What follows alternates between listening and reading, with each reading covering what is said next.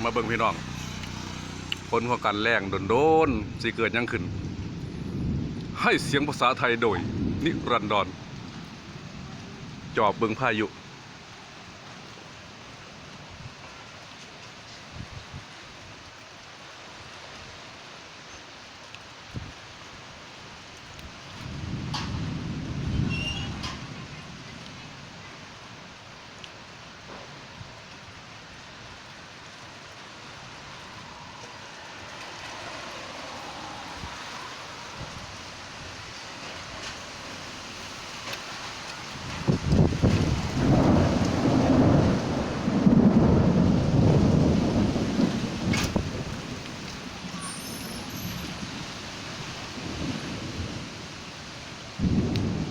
ณบ้านไทยเจริญตำบลพระพุทธบาทอำเภอศรีเชียงใหม่จังหวัดหนองคายมึงพี่น้องสวมกับเพิ่นฮอดมื้อนี้เพิ่นสิคำราม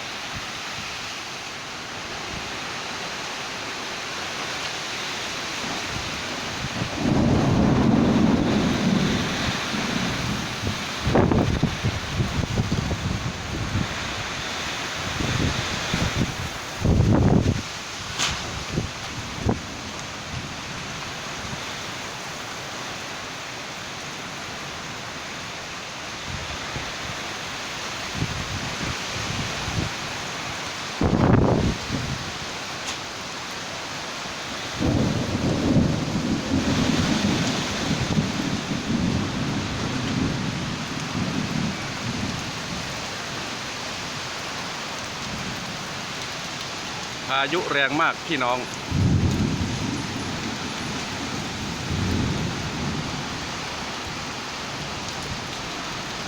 วันที่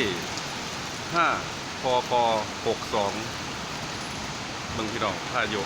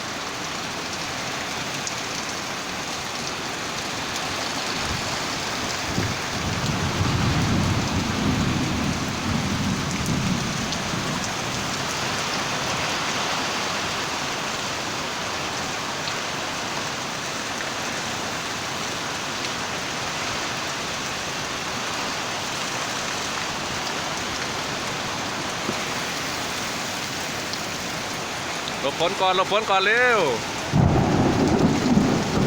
เข้ามาข้างใน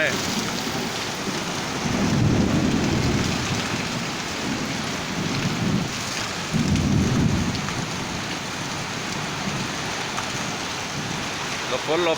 ลบพายุก่อนออกมาได้ไหมลูก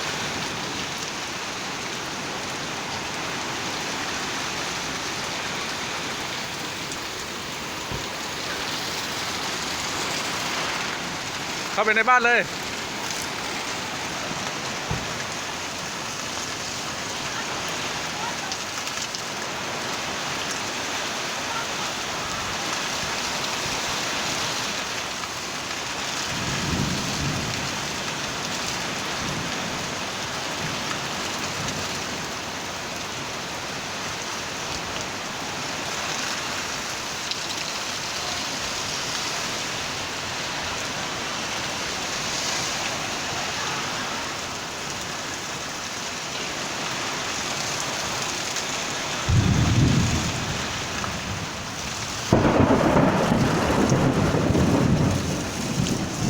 สุดยอดพี่น้องสุดยอดสมกับห่อนคักห่อนเนี่ยมื้อนี้จอบเบิ่งได้บ่หนีได้มื้อนี้จอบเบิ่งพายุ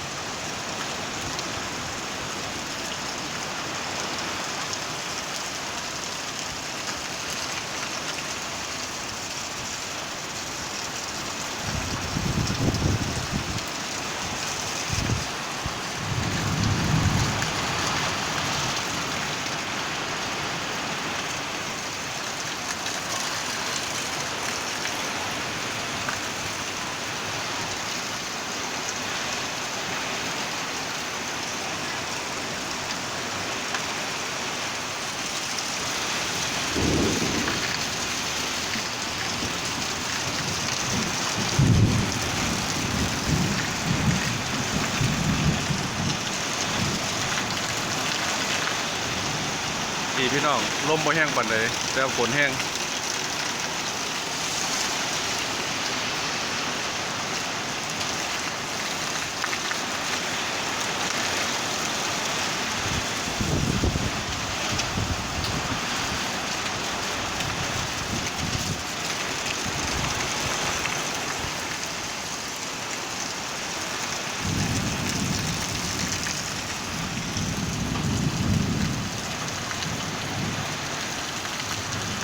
บ้านเราฝนมาแล้